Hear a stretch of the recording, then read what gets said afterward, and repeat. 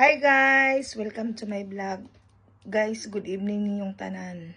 So guys, nabalaka jud ko maayo da guys. Nabalaka jud siguro guys, mabalaka mi mga OFW ani guys kay dugay na kong scroll guys ba.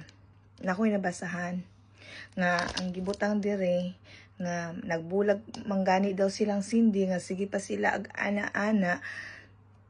Kamo pa kaya na walay ana-ana. So akong yunahuna guys, nakuyawan jud kong maayo guys, kay kitang mga OFW guys.